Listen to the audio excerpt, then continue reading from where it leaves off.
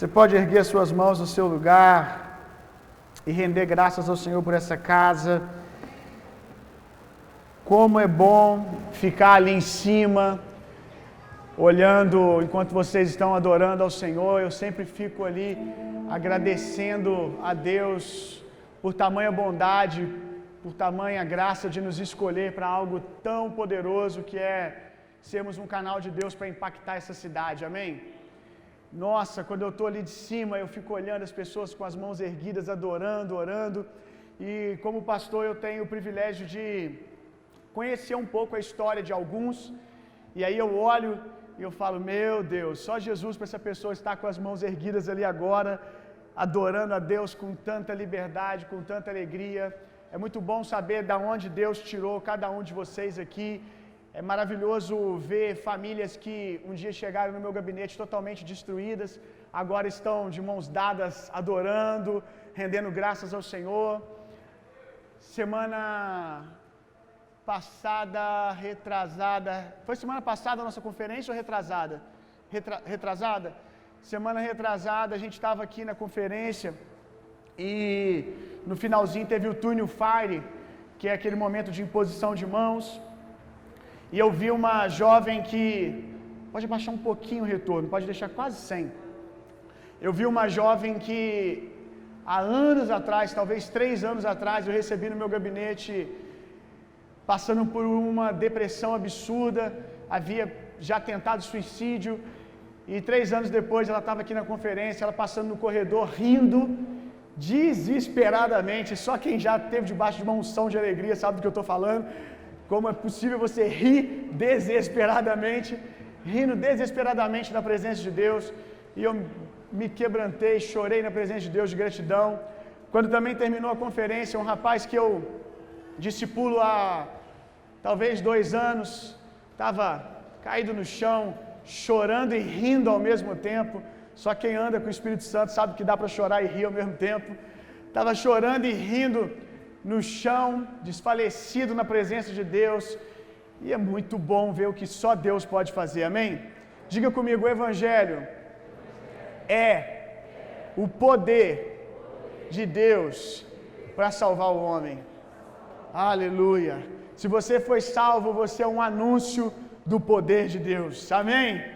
Você pode com as suas mãos erguidas agradecer a Deus por essa manhã, por essa casa. Eu fico na hora da adoração só, obrigado Jesus por esse lugar. Obrigado por essa casa. Obrigado por tudo aquilo que o Senhor está fazendo nesse lugar. Nós te amamos, Jesus. Nós te amamos. Muito obrigado por podermos adorar o Senhor com tamanha liberdade.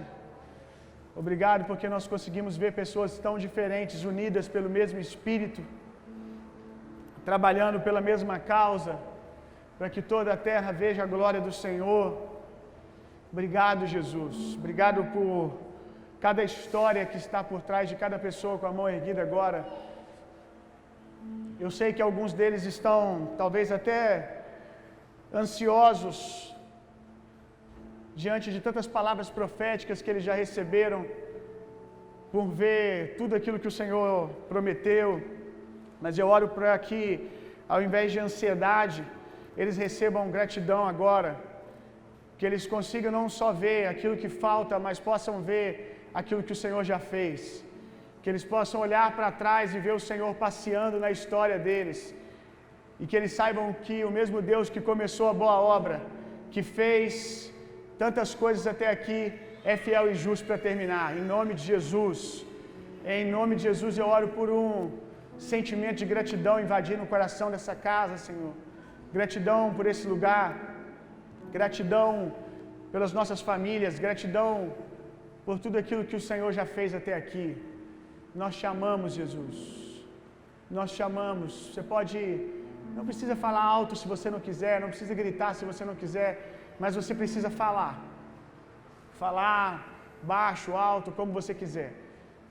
Falar no seu lugar, ainda que sussurrando, uma confissão de amor ao Senhor, uma confissão de gratidão. Fale a bondade de Deus, irmão.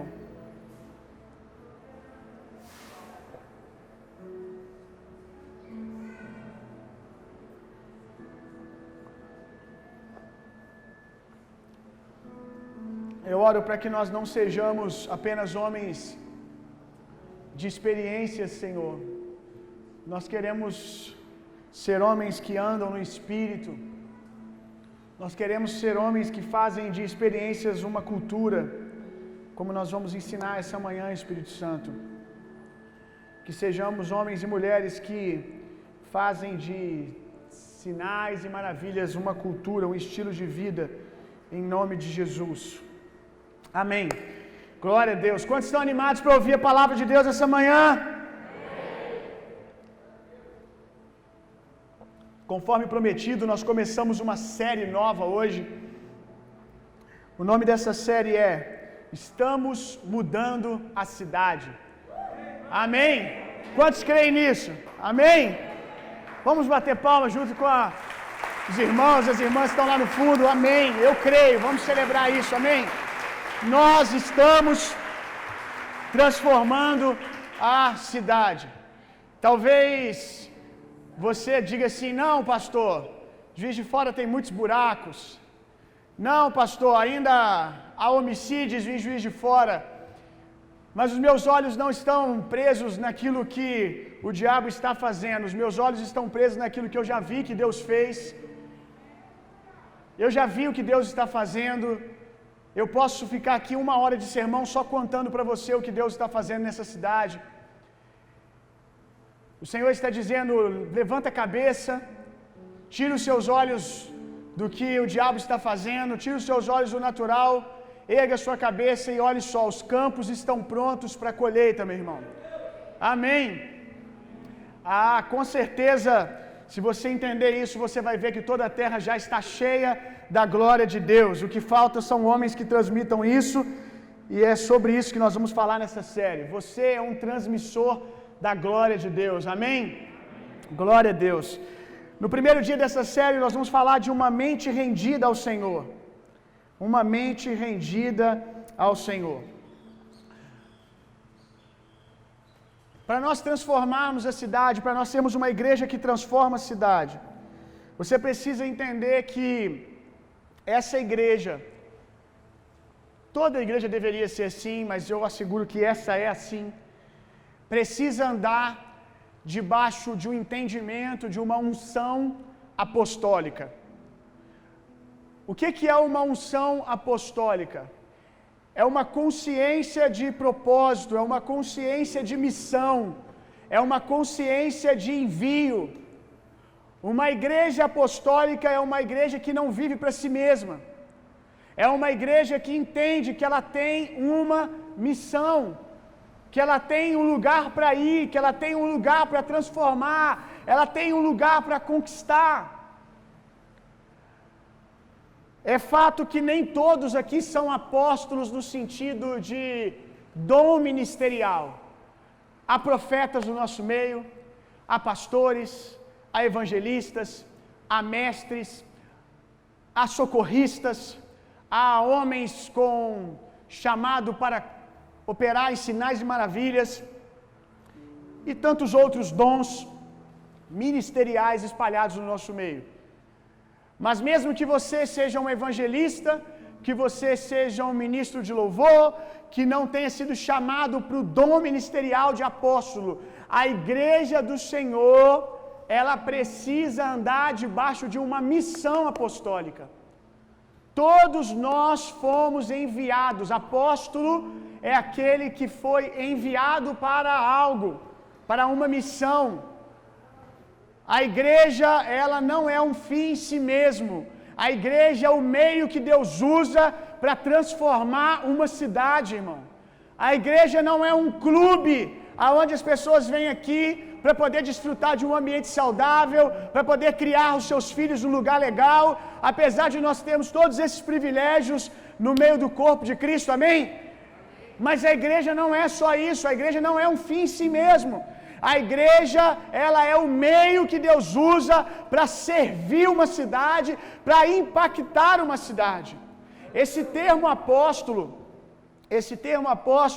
ele não foi inventado por Jesus.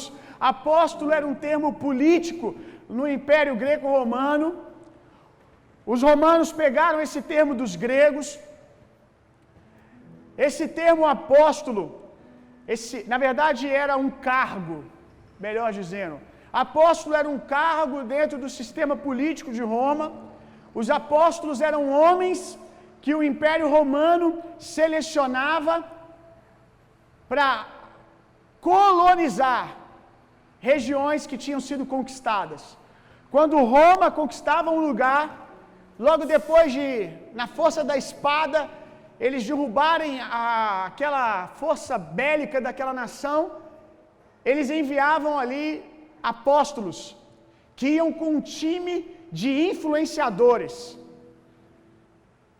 Tem muitos influenciadores aqui nessa casa, amém? Todos vocês deveriam ser influenciadores, mas há também aqui muitos influenciadores da era digital, e eu estou orando para que Deus nos dê algo para treinar melhor vocês.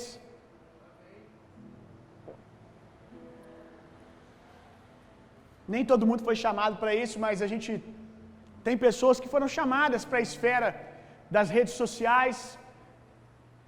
E meu Deus, se tem uma casa que tem blogueiro, e blogueira é essa casa, o que tem de blogueiro e blogueira aqui, tem blogueiro com influência regional, influência de bairro, influência de região de Juiz de Fora. Temos blogueiros aqui que influenciam o Brasil inteiro, tem blogueiro e blogueira aqui com mais de 400.000 seguidores. Em breve nós teremos digitais influencers aqui com 2 milhões de seguidores, 1 milhão de seguidores. E todos esses seguidores, eles serão apontados para Jesus, amém? Então, apóstolos eram homens que separavam esses homens e mulheres chaves e enviavam, eles iam com um time, os apóstolos iam com um time de influenciadores para poder colonizar aquela região. E o objetivo final era o mesmo que o nosso, que quando o rei, quando o imperador de Roma fosse até aquela cidade conquistada, ao entrar ali, ele não visse diferença alguma. Ele não visse diferença alguma de Roma e aquele lugar. Que o idioma fosse o mesmo de Roma, que a arquitetura fosse a mesma de Roma, que a moeda fosse a mesma de Roma. E essa é a nossa missão. Que um dia o nosso Senhor venha, e Ele vem rápido, amém? Ele está chegando. E Ele vai pisar aqui na terra, e Ele vai ver o mesmo idioma do céu. Aqui em Juiz de Fora, Ele vai ver o mesmo idioma do céu. Ele vai ver a mesma arquitetura do céu. Ele vai ver a mesma cultura do céu.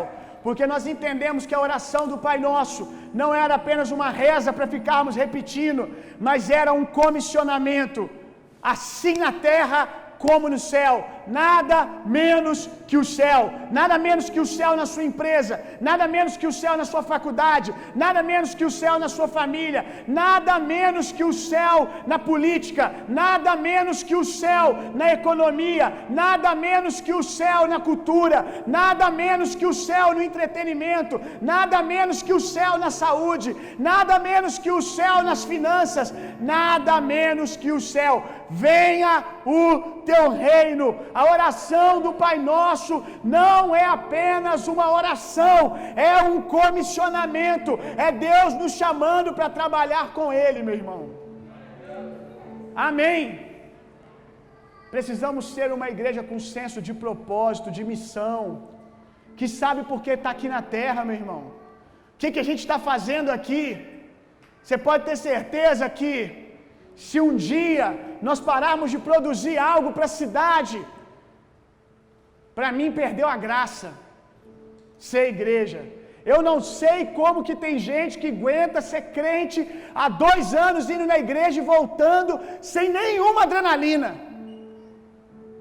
sem fazer nada em prol de uma cidade. Uma vida normal, igual a do ímpio. A diferença é que o ímpio vai em outra religião e ele vai ao domingo na igreja e dizima. Não dá para mim, meu irmão. Não dá para mim. Eu espero que não dê para você também. Todo mover de Deus deve produzir transformação em uma cidade. Diga comigo, Deus sempre vê uma cidade através de uma pessoa. Deus sempre vê uma cidade através de uma pessoa. Atrás de uma semente pode haver uma floresta, meu irmão. Atrás de uma semente pode haver uma floresta. A prova disso que eu estou te dizendo é que Jesus, ele não alcança a mulher samaritana. Você vai entender o que eu vou dizer. Não é que Deus não ame uma pessoa, ok? Mas Deus vê uma multidão atrás de uma pessoa. Quando Deus senta com a mulher samaritana, Jesus senta com a mulher samaritana, ele não estava vendo apenas ela, ok? Ele estava vendo uma cidade atrás dela.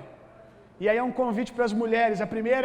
O primeiro ato, comissionamento missionário da Bíblia foi uma mulher. Não houve um primeiro missionário, houve uma primeira missionária. Amém, mulheres? Amém. Aleluia! Existe muita autoridade na vida de vocês para anunciar o reino de Deus. E aí, ele conversando com a samaritana, ele não estava vendo só ela, ele estava vendo aquela região inteira.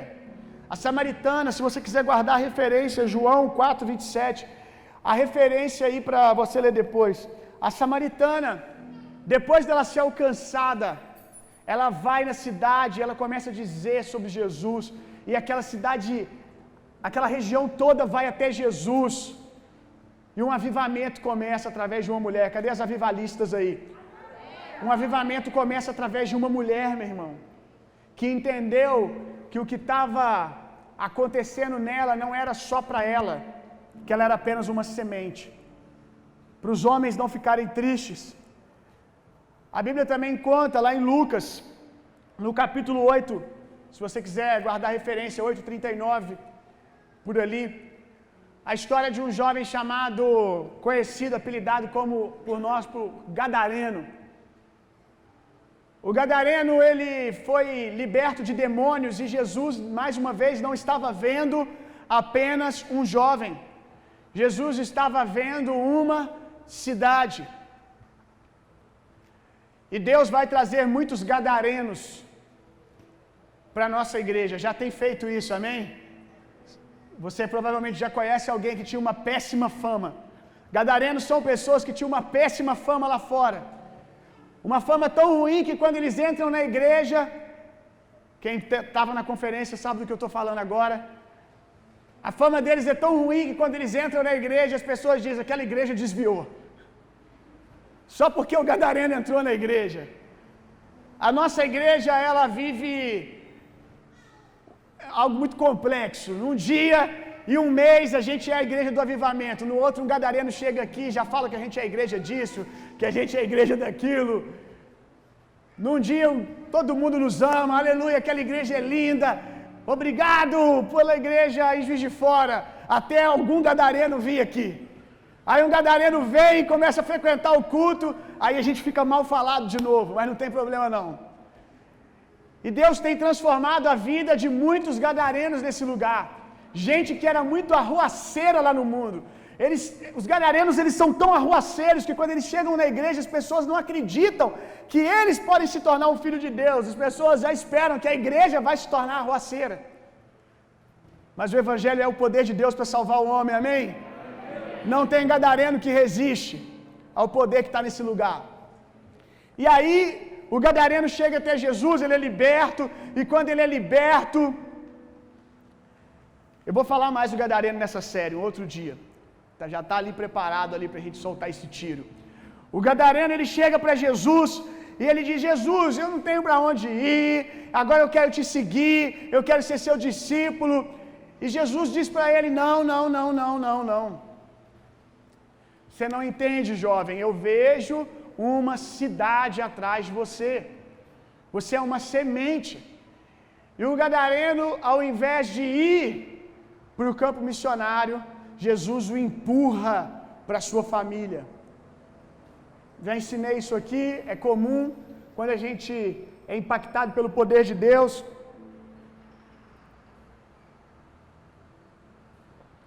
Depois de sermos impactados pelo poder de Deus, como a gente foi muito humilhado no contexto que a gente veio, a gente quer fugir. A gente quer fazer de Jesus um barco para a gente entrar e fugir e não ter que voltar para a nossa família e encarar o que as pessoas pensam sobre nós, dizem sobre nós. E aí Jesus empurra o jovem de volta para sua família, como me empurrou um dia, quando eu procurei o meu pastor, pedindo para ir para Jocum, mas na verdade eu não queria ir para Jocum, na verdade eu queria fugir de casa de uma maneira gospel. Eu queria fugir de casa de um jeito gospel. Me manda para Jocum porque eu tenho um chamado, tal. Eu tinha um chamado, só que o meu pastor entendeu que eu só queria fugir de casa e falou: "Não, volta para casa. É hora de você". E talvez se eu tiver, é hora de você voltar para casa e terminar algo primeiro. E talvez se eu tivesse ido para Jocum, hoje eu não teria os meus pais, o meu irmão sendo obreiros aqui dessa casa, servindo ao Senhor nesse lugar. Mas voltando aqui, não foi a primeira vez que um avivamento foi interrompido e foi parar numa casa, numa família. Do que eu estou falando? Esse ano nós estávamos debaixo de muita palavra e elas estão caindo sobre nós agora. De muita palavra de que esse seria um ano de um começo muito grande diante dos nossos olhos de um avivamento.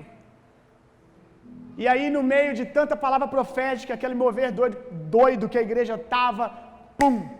O Brasil, né? O Brasil, vamos lá, veio o Descende, gente. Depois do Descende, quem esperava que a igreja ia ter que ficar dentro de casa? O Descende era sobre o quê? Vamos ir! Descende era sobre, a gente recebeu oração, cada um com uma esfera, era oração toda hora, quem foi no Descende sabe. Tinha hora que você sentava, essa oração não é para mim não, essa é para outro povo. Era oração de envio para um lugar, de envio para outro. Depois que eu participei de umas 3, eu falei: Jesus, sou uma pessoa só, eu não posso ir em todo lugar, nem vou participar mais da próxima, porque eu tenho que ir nesses 3 lugares que eu já me comprometi. Era envio para todo lugar, mas ninguém esperava que o primeiro envio ia ser para casa, ia ser para dentro. Acabou o Descende, vamos sacudir o Brasil. Todo mundo para dentro de casa. 4 meses dentro de casa. A gente queria trazer a arca do Senhor, a glória do Senhor para o Brasil. E algo aconteceu que a glória, a arca de Deus foi para a casa de Obed-edom. A última vez que a arca de Deus foi para a casa de Obed-edom, um avivamento não parou, pelo contrário, ele foi potencializado, meu irmão. E eu creio que é isso que Jesus estava fazendo com o gadareno, e é isso que Jesus fez com essa casa. Eu creio que nós, e quem crê diga comigo amém, estamos prontos agora para tocar uma cidade. O avivamento começa através de um homem que faz da sua família uma igreja para servir uma cidade. E se a sua família não está pronta ainda, eu oro para que você vá para dentro de casa e acerte as coisas o mais rápido possível, porque nós precisamos da sua família. Amém? Abra sua Bíblia comigo lá em Romanos 12:2. Feita a introdução, vamos falar de uma mente renovada, como isso é importante num avivamento. Romanos 12:2. Enquanto você abre, eu quero propor uma prática no final dessa série. Já vai acontecer as eleições. Espero que você esteja muito consciente da responsabilidade que você tem, amém? Vote como um homem de Deus, vote como uma mulher de Deus, vote a partir dos seus valores cristãos, dos seus princípios, porque há uma autoridade sobre você agora para decidir coisas a respeito do futuro da nossa cidade, amém? Então, seja sábio e guiado pelo Espírito Santo. Vai acontecer as eleições e eu quero convidar a igreja para uma prática de serviço à cidade. No domingo das eleições, depois eu vou dar detalhes. Quando eu preparava esse esboço, saltou isso no meu coração. Eu quero convidar vocês, aqueles que quiserem, obviamente, para no domingo de eleições, mais para o final do dia, quando aí todo mundo já corre para votar cedo, para a gente estar livre à tarde. nós vamos separar 4, 5 pequenos grupos para as zonas de votação da cidade. E nós vamos com sacos, nós vamos com vassouras limpar todo o lixo que a política deixa. Nós vamos passar perto das zonas eleitorais, nós vamos pegar aqueles santinhos tudo, e nós vamos servir os garis da nossa cidade que terão menos trabalho o dia depois. Amém? O lixo que os políticos deveriam tirar, nós vamos tirar por eles. Nós vamos aproveitar esse momento para dizer: nós votamos segundo aquilo que nós entendíamos que era o melhor, mas a esperança da glória não está sobre esses políticos. A esperança da glória está sobre a igreja. Amém? Quem topa, amém, fazer isso comigo? Se você não for, eu vou sozinho. Vai eu, minha mulher e meu filho. Mas eu espero ver você em alguma zona, quem sabe perto do seu bairro mesmo. A gente separa, você vai com a sua família. Olha que bacana se você pegar os seus filhos, tirar uma horinha com uma sacola, com um saco, limpando ali a zona eleitoral da sua cidade. E aí vão dizer: você está trabalhando para algum político? Você vai dizer: eu estou trabalhando para o maior transformador político e de todas as esferas da sociedade que você já ouviu falar. O nome dele é Jesus. Amém? Rogo-vos, pois, irmãos, e aqui você tem que dar atenção, porque o apóstolo Paulo ele está dando muita ênfase quando ele diz rogo-vos. Quando ele diz rogo-vos, pois, irmãos, ele está dizendo assim: eu imploro, irmãos, pelo amor de Deus. Então deve ser algo importante. Pela misericórdia de Deus, em nome de Jesus, que apresenteis o vosso corpo por sacrifício vivo, santo e agradável a Deus, que é o vosso culto racional.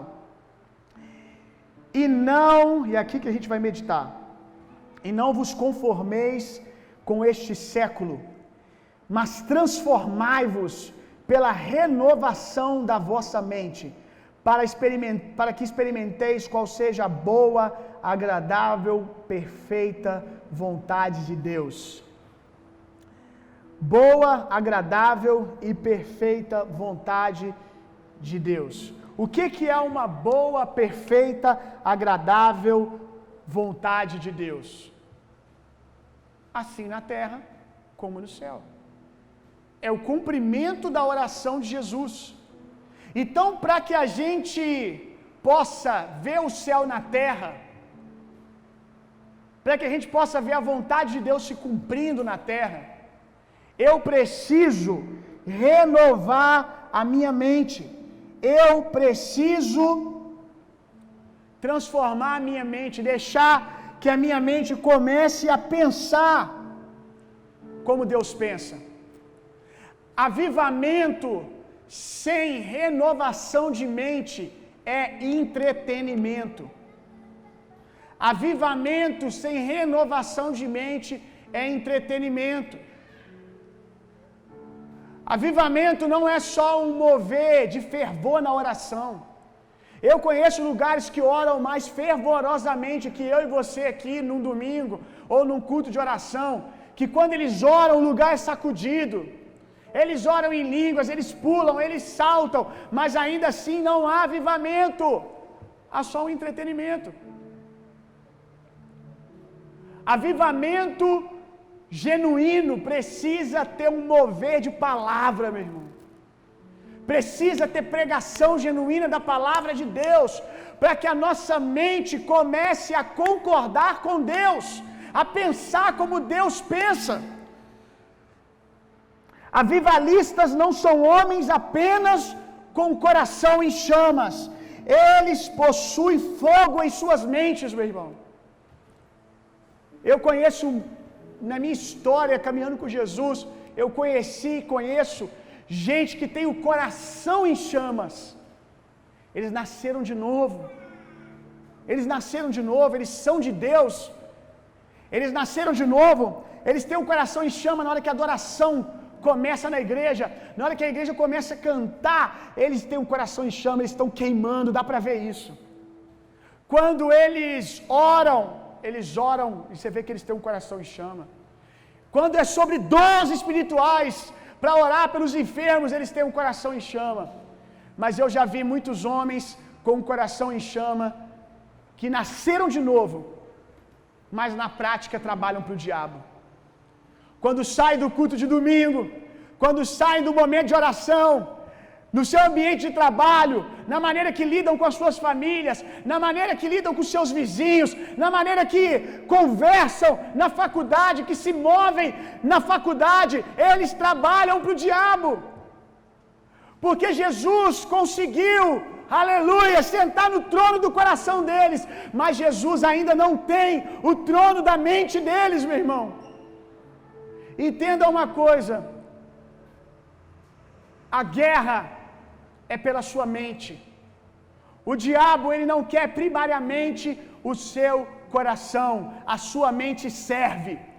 Se ele tem a sua mente, é uma questão de tempo ele ter o seu coração. E ainda que ele não consiga ter o seu coração, você pode trabalhar para ele, porque você não aprendeu a pensar como Deus pensa, consequentemente, você nas suas atitudes ainda concorda com os pensamentos do diabo. Quantos entenderam o que eu disse? Por isso o convite do apóstolo Paulo é: primeiro, saia da forma do mundo. O mundo nos formatou antes de Cristo. O mundo foi uma forma, nós crescemos sobre os padrões culturais desse mundo, sobre a maneira que esse mundo pensa. Ali era uma forma, e a gente foi sendo formatado nisso. O apóstolo Paulo diz: não vos conformeis com este mundo. Gente, ele está pregando para crente. Ele está dizendo que tem crente que nasceu de novo, mas ainda tem a forma do mundo no modo de pensar, ainda está cheio do fermento do mundo. E ele diz: saia da forma do mundo, pare de pensar como o mundo pensa. Você já se perguntou como Deus pensa sobre família? Como Deus pensa sobre ser homem? O que Deus pensa sobre ser homem? O que Deus pensa sobre ser mulher? O que Deus pensa sobre finanças? O que Deus pensa sobre a sua profissão, a maneira de você desempenhar um negócio? Provavelmente, se você não pensou, nem perguntou como Deus pensa, você corre o risco de estar agindo a partir daquilo que você aprendeu, que pode ser a forma do mundo. Você pode estar no automático. Aí o apóstolo diz: sai da forma do mundo. Sai da forma do mundo. O Espírito Santo, quando nós recebemos o Espírito Santo, a primeira vez, que é no novo nascimento, quando você nasce de novo, você recebe o Espírito Santo, o Espírito Santo te tira do mundo. Na segunda experiência com o Espírito Santo, ele te devolve ao mundo, que é o batismo do Espírito Santo. Primeiro ele te tira da forma, depois ele te devolve para formatar o mundo. A religião tem pregado tanto dentro das nossas igrejas que quando eu falo isso, você acha que eu estou falando besteira.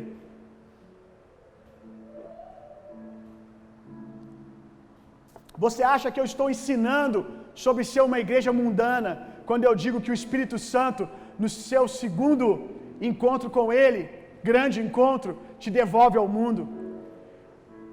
Você pensa isso porque você ouviu pregações da religião, porque a oração de Jesus não foi para que o Pai nos tirasse do mundo. Jesus, na sua oração sacerdotal, ele podia ter orado: Deus, Pai, os tira desse mundo, os livra logo desse mundo de sofrimento, porque senão eles vão padecer. Essa não foi a oração de Jesus. A oração de Jesus foi apostólica. Não foi uma oração covarde. A oração de Jesus foi a partir daquilo que ele acredita que foi colocado dentro de nós.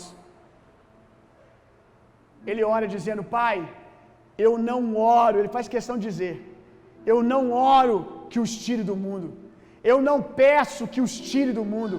E a maioria dos crentes que eu conheço aí fora oram assim: eu não oro que os tire do mundo, eu oro para que você seja com eles, como você foi comigo. Jesus está dizendo: isso é o suficiente. Se você for com eles, como você foi comigo, eles vão desfazer as obras do diabo. É isso que Jesus está dizendo, meu irmão. Posso ouvir amém? Então o Espírito Santo nos tira primeiro para quê? Nos tirar da forma.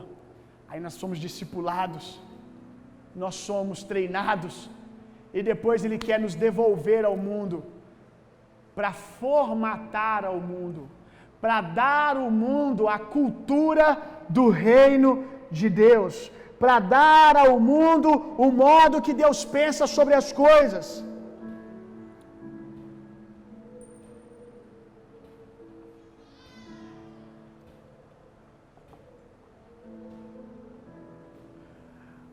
A maioria dos incêndios começam por baixo. A maioria dos incêndios começam por baixo. A não ser que sejam incêndios que começaram a partir de um raio que caiu no topo de uma árvore. Mas se não for bem na última folha da árvore, o que vai acontecer? É uma questão de tempo ele continuar subindo. O fogo procura os lugares altos. Diga comigo: o fogo procura os lugares altos.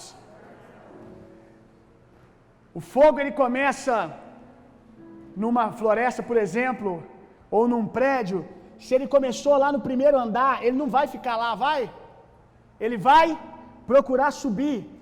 Entenda aqui por níveis, ó. Ele vai começar aqui, segundo, terceiro, quarto, quinto, sexto, e ele vai subindo na parede até tomar os lugares mais altos do prédio e terminar sua missão. Todo avivamento começa, na história a gente percebe isso. Todo avivamento começou primeiro através dos pobres. Ainda que tenha sido através dos pobres de espírito, mas sempre começa através das pessoas pobres. Mas ele não pode parar no pobre. Eu vou ler exatamente o que Deus me disse quando eu estava preparando esse tempo para vocês.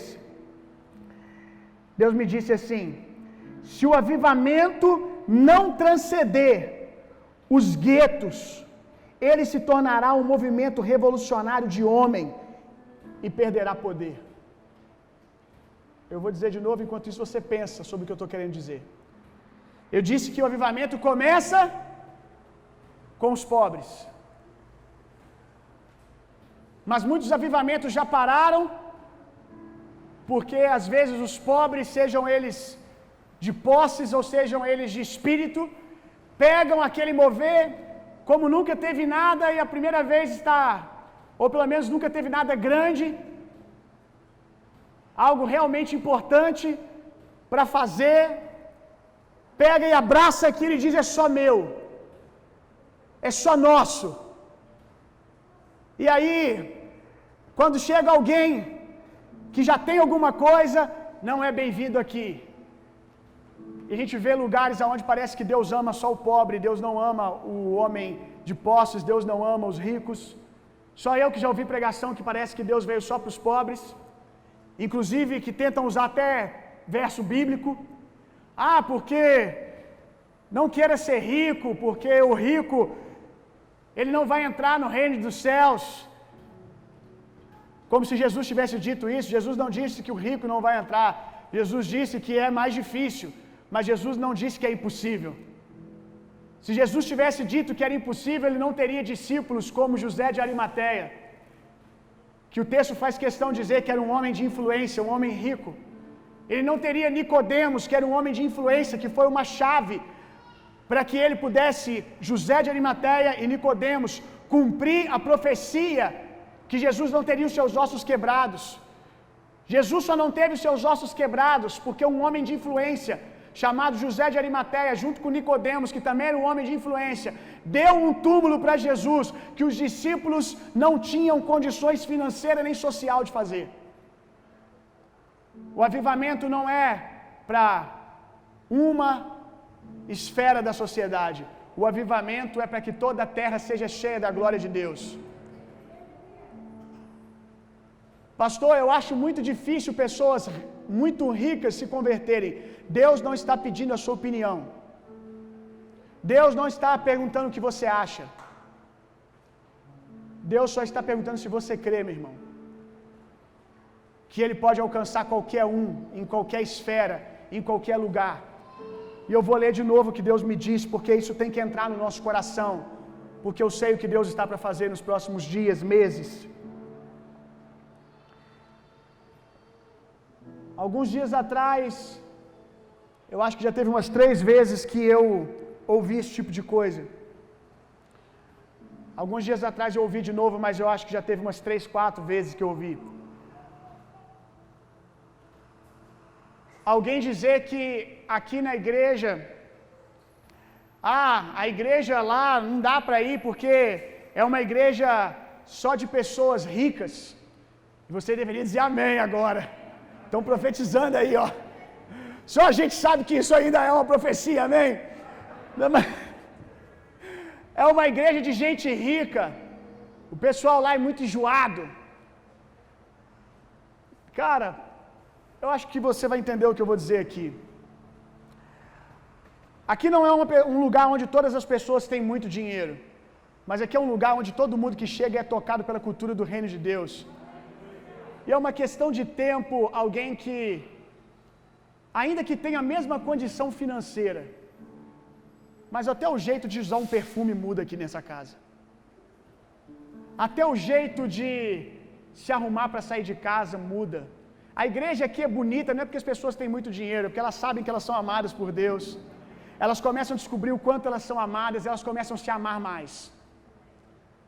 Isso foi muito espiritual. Quem pegou, pegou o que eu disse.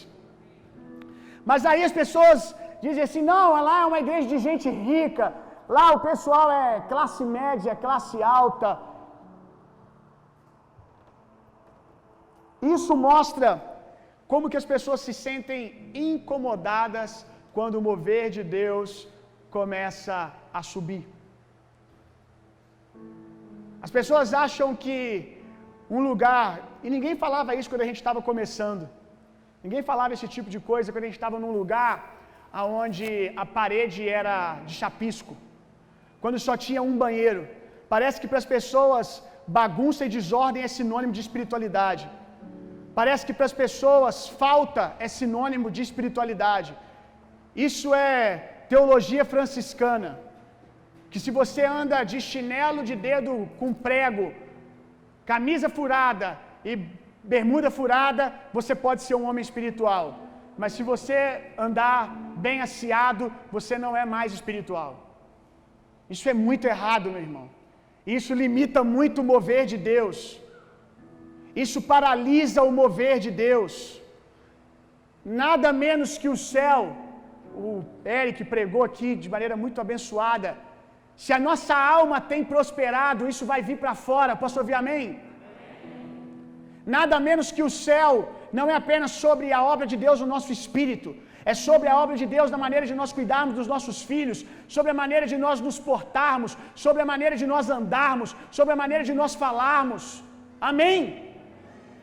É nada menos que o céu sobre tudo. Eu achava o nosso banheiro legal, porque o meu padrão era o banheiro que nós tínhamos. Quem está com a gente há mais tempo sabe que a gente já teve uma igreja com 300 membros com um banheiro só, meu irmão. Você não faz ideia o que é isso. Aí o pessoal acha que é avivamento, porque a fila do banheiro está lotada. Não, é porque só tem um banheiro. Não é porque tem tanta gente assim na igreja, não. Olhava para a fila e falei: que igreja enorme. Só tinha um banheiro. Eu achava o nosso banheiro assim, nada menos que o céu, porque o padrão era esse. Esse domingo eu fui numa outra igreja. E meu Deus, eu fui num banheiro que dava vontade de morar lá, meu irmão. Que banheiro! Não tinha torneira de ouro, nada disso não. Mas o banheiro era artístico, meu irmão. Cada banheiro tinha um azulejo de um jeito. Cada banheiro, você entrava, dava vontade de você fazer um pouco de mijo num. É pecado falar mijo no altar? Mijo num, aí você parava um pouco. Aí você ia no outro, eu tenho que ter uma experiência em cada box desse aqui. Eu acho que eles contrataram um arquiteto para fazer cada parede do banheiro. Gente, só vocês vendo. Cada parede era de um jeito. Eu falei, meu Deus, é isso aqui, nada menos que o céu, é isso aqui agora. Tem arte nesse banheiro. Se a gente não aprender a se alegrar com os que se alegram, já ensinei aqui que a maioria das vezes que a gente tem problema com prosperidade, não é porque prosperidade é do diabo, é porque a gente tem dificuldade de se alegrar com a alegria do outro. A gente está feliz a gente está feliz com um gol, 2 portas, bacana que Jesus deu, até estacionar do nosso lado um irmão que é crente com um Audi A4 novo sedã. Mas não nessa casa, amém? O avivamento, se o avivamento não transcender os guetos, ele se tornará um mero movimentozinho revolucionário de homens e perderá o seu poder. O avivamento, ele sim, ele potencializa, ele transforma a vida do pobre. E muito mais do que dinheiro. Porque você aprendeu aqui hoje que pobreza é uma questão, primeiro, de mente. Quando Jesus vai dizer para João, na verdade, Jesus vai enviar provas para João de que o reino de Deus tinha chegado. Jesus fala assim para os discípulos de João: diga para João que os cegos veem, os surdos ouvem e o evangelho é pregado aos pobres. O que ele está dizendo? Diga para João que o avivamento começou. Porque o evangelho está sendo pregado aos pobres. Os pobres estão aprendendo os princípios e as maravilhas do reino de Deus. Mas o avivamento não termina aí. A gente tem que deixar o fogo subir. A gente tem que deixar o fogo subir e começar a tomar aqueles que são os formadores de cultura.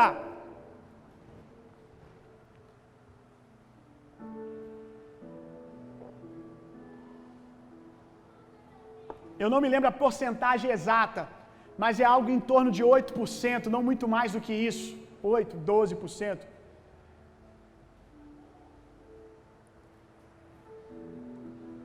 8, 12% mais ou menos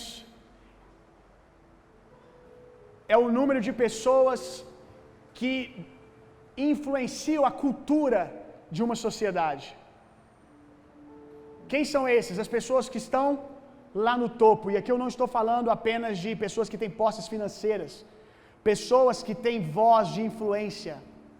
São eles um grupo de 8, 12% que guia a moda, que dita a tendência do que as pessoas vão vestir, que dita a tendência da educação, que dita a tendência na economia. E se nós não deixarmos que o fogo de Deus continue subindo até tomar a vida, o coração e a mente desses homens, nós não vamos ver assim na terra como no céu. Nós vamos ver guetos, bairros, vielas vivendo avivamento, mas não uma cidade, não uma sociedade inteira. Nós precisamos treinar, como eu disse, os grandes blogueiros e blogueiras que estão aqui na nossa igreja.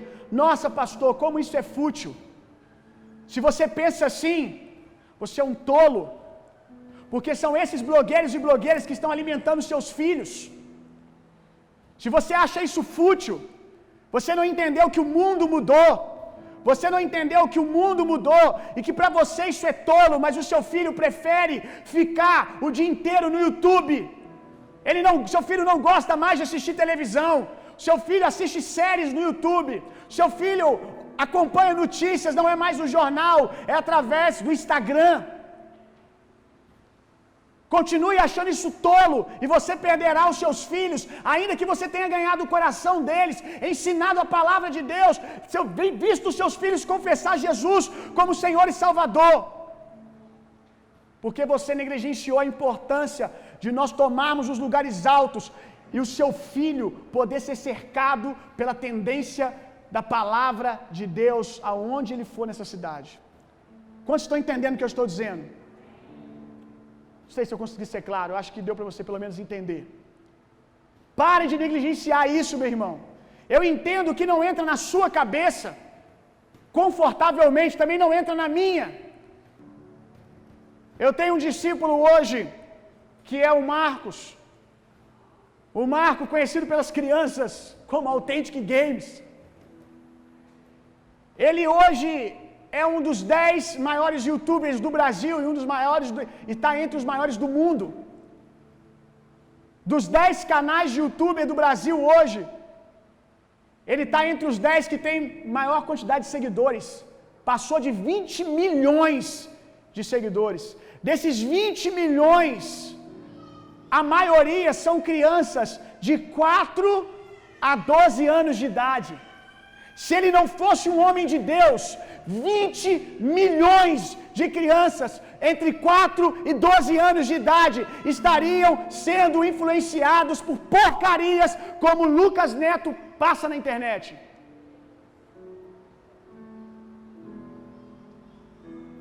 E aí? Vamos acordar ou não vamos? Você pode achar blogueiro e blogueira uma coisa fútil. Também não entra na minha cabeça como que as pessoas hoje ficam ali ouvindo conteúdo de blogueiro e blogueira de moda. Não entra na minha cabeça, a minha cabeça é antiga.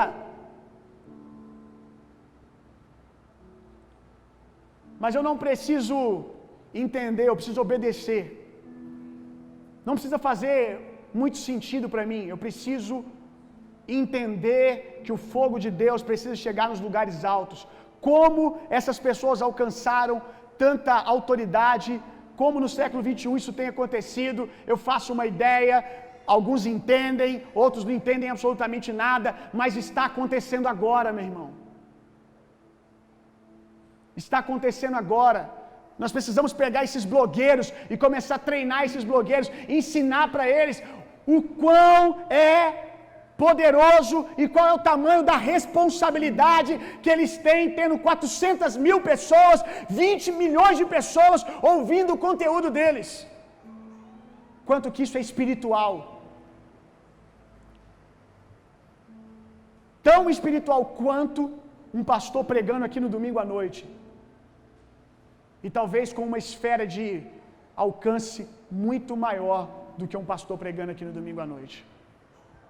Eu vou dizer mais uma vez, até entrar no teu coração. Se o avivamento não transcender os guetos, ele se tornará um movimentozinho revolucionário de homens e poderá perder poder. Abra sua Bíblia comigo agora em Marcos, no capítulo 8. Vamos continuar falando da importância de termos uma mente transformada, rendida ao Senhor. Marcos 8, 24. Desculpa, Marcos 8, 14. Nós vamos ler do 14 ao 21.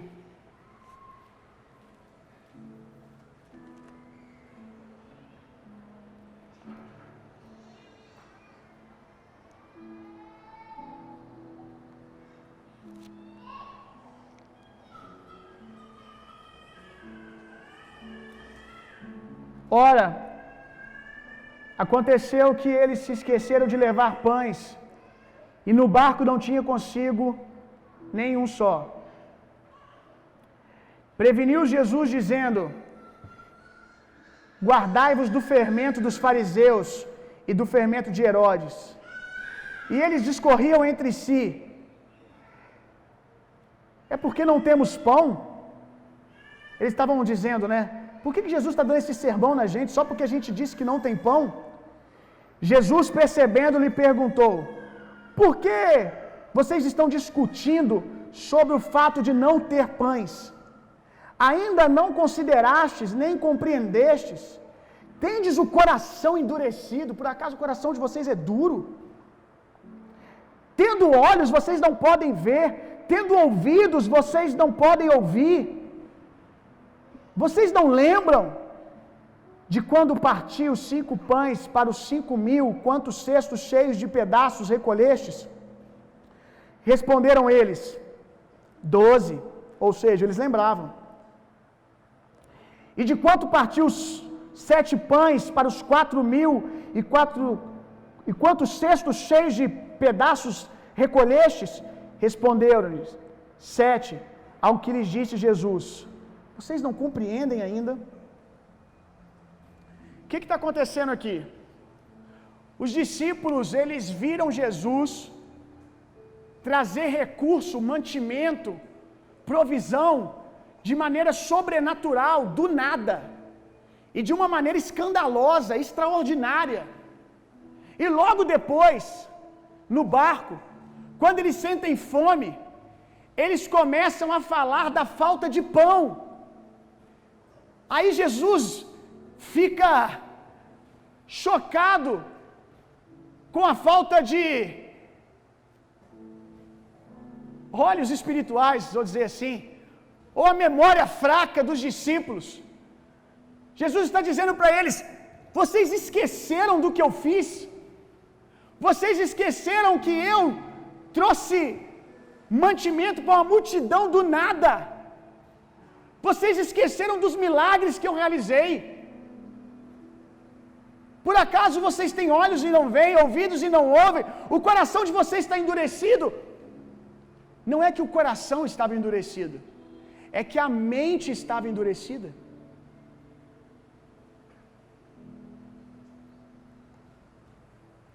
Se você tem um coração em chamas, você não tem problema em ver milagres, em até orar, e milagres acontecem por meio de você.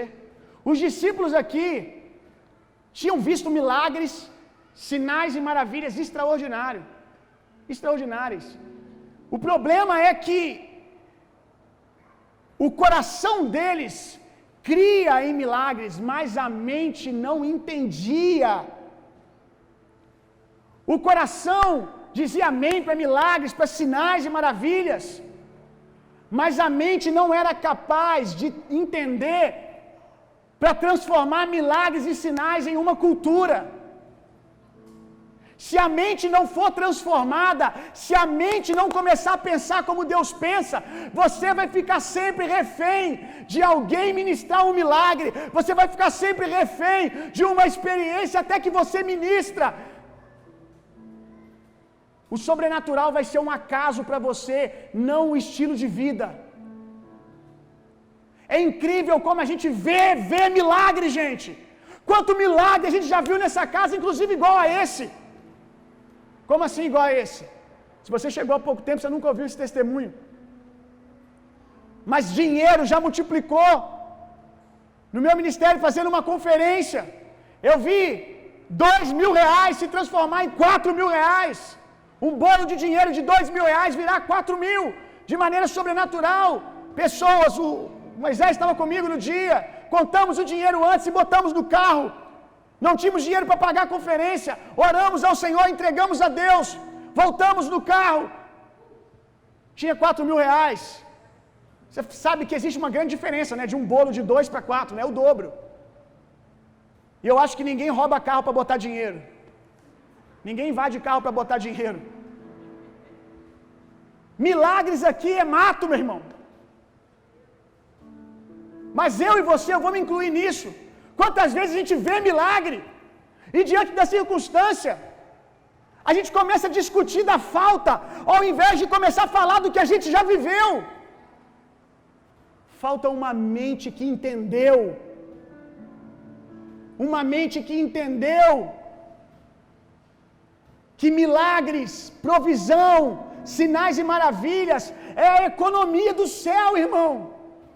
É como o céu se move. Não é uma coisa que Deus faz uma vez ou outra, é uma coisa que está disponível o tempo todo. Precisamos fazer de milagre uma cultura. Quando alguém disser está tendo falta disso, ao invés de você começar a falar incredulidade, você traz um testemunho. Eu já vi Deus fazer isso antes. Deixa eu te contar o que eu já vi Deus fazer na vida de tal irmão, o que Deus fez na minha vida.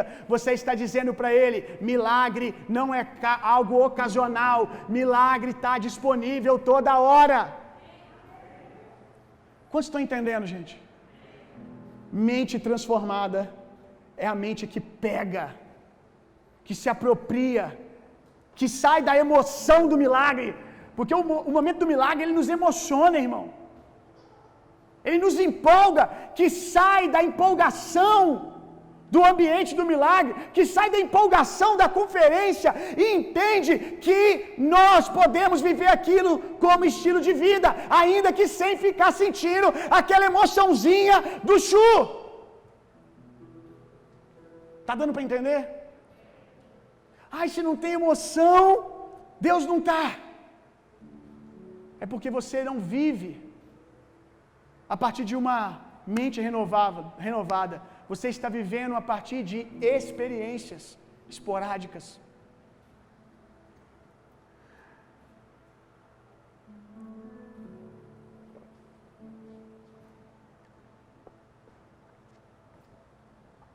A pergunta de Jesus: por que vocês discutem por não ter pão, gente? É engraçado, né? Porque a pergunta de Jesus, ela mostra para nós que não fazia sentido para ele aquela conversa. Algumas conversas têm que parar de fazer sentido para a gente. Olha isso. Um ar de surpresa. Por que vocês discutem por não ter pão? Que nexo tem essa conversa de vocês?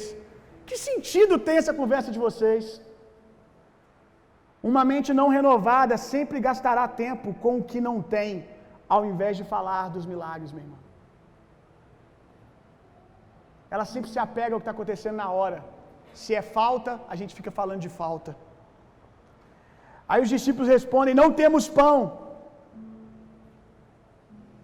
Jesus os exorta, como exorta cada um de nós. Eu vou terminar aqui. Jesus os exorta quando eles dizem: por que não temos pão? Porque os discípulos estavam construindo a vida deles a partir daquilo que eles não tinham, ao invés de construir a partir daquilo que tinham. Sobre o que você está construindo a sua vida, meu irmão? Se é a partir de uma mente renovada, você constrói a partir daquilo que você tem vivido, daquilo que você tem.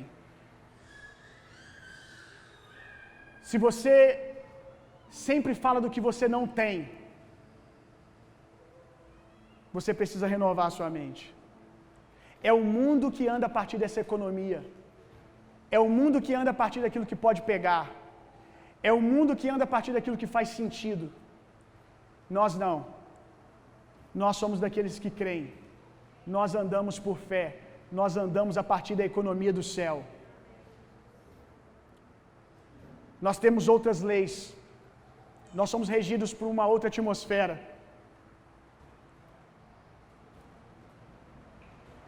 Construa a partir daquilo que Deus já fez. O que Deus já fez na sua vida, meu irmão? Será que você não tem nada para fazer menção ao Senhor? Será que a sua alma não viu nenhum benefício? Será que a sua alma nunca viu a bondade de Deus? Eu acredito que sim.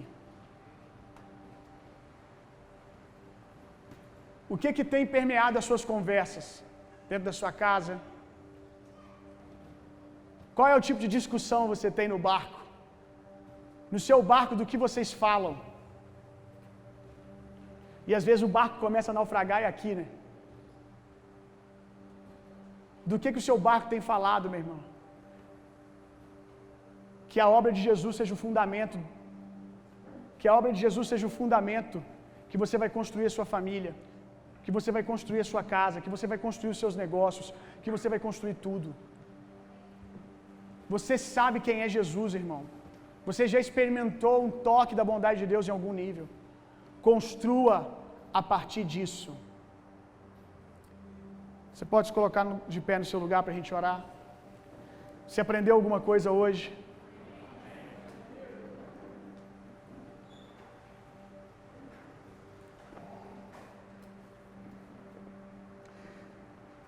Semana que vem nós falaremos mais do Gadareno.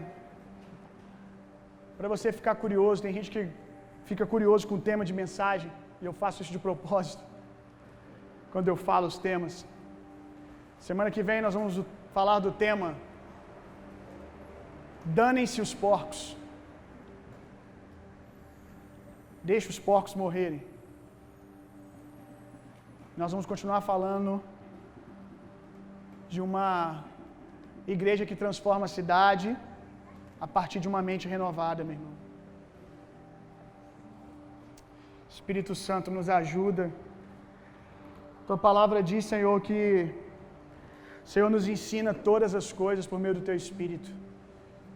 Com certeza o Teu Espírito não para trazer condenação, peso, mas transformação. Assim como me mostrou para cada um desses irmãos áreas que eles precisam de renovação de mente. Precisam entrar na forma de Jesus, pensar como Jesus pensa. O primeiro que nós vamos influenciar são os nossos filhos. Há anos eu venho fazendo um esforço de concordância com a palavra de Deus, sendo mudado para chegar onde eu cheguei aqui agora. Mas o meu filho não vai precisar fazer tanto esforço. Em nome de Jesus, os nossos filhos não vão conhecer primeiro a religião, para depois ter que sofrer um reset na mente, para se converter ao reino de Deus. Que os nossos filhos cresçam a partir de uma mente de pais transformados, que deu a eles uma cultura única. Em nome de Jesus, Senhor, nos ajuda a estabelecer cultura. Temos visto tantos milagres, mas nós precisamos entender que milagres são mensagens.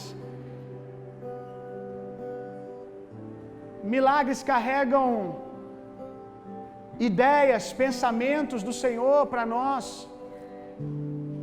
Milagres são como que uma visão que eu tenho no meu espírito agora, como que frestas que Deus abre e interrompe o curso da terra e mostra a dinâmica do reino. Milagres são essas interrupções sobrenaturais que o Senhor de repente vem e traz na terra para nos dar um modelo. Um modelo, Jesus. Não para nos mostrar algo que, olha, um dia vocês vão viver isso na eternidade, olha como é o céu, não. É algo para nós agarrarmos e trazermos para a terra, trazermos para o nosso dia a dia. Como o Senhor orientou ali o povo tantas vezes, o povo hebreu, conte para os seus filhos no caminho, conte para os seus filhos assentados na mesa os feitos do Senhor. O Senhor estava dizendo: peguem os milagres que eu fiz e construa os filhos de vocês através desse fundamento. Transformem os meus feitos uma cultura, em um estilo de vida, que assentado na mesa, andando no caminho, nós possamos contar para os nossos filhos quem é Deus, como Deus se move, como Deus pensa e como é o céu na terra. Que os nossos filhos, assim como Jesus achava estranho conversas de incredulidade como essa, os nossos filhos acharão estranhos quando estiverem sentados com homens que até são nascidos de novo, mas a mente não foram transformadas, falando de incredulidade. Os nossos filhos vão ser como Jesus, que vão se levantar e vão dizer: isso não faz sentido, gente. Isso não faz sentido. Eu já vi isso. Eu já vi isso através da minha casa, através da minha família espiritual, através da minha igreja. Eu já vi isso através dos meus pais. Eu já vi isso. Oh, Jesus.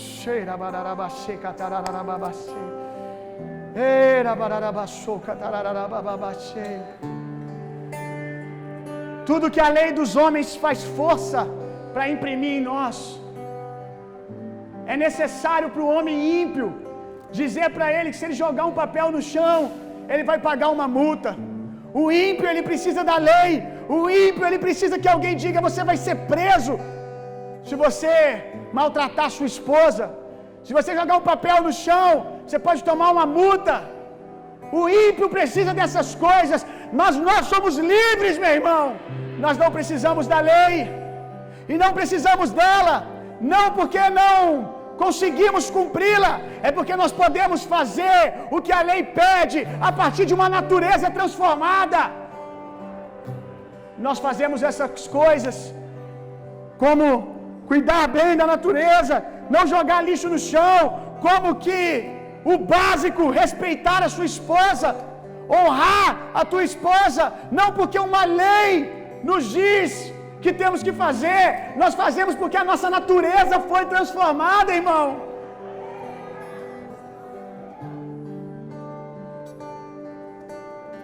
Oh, Pai.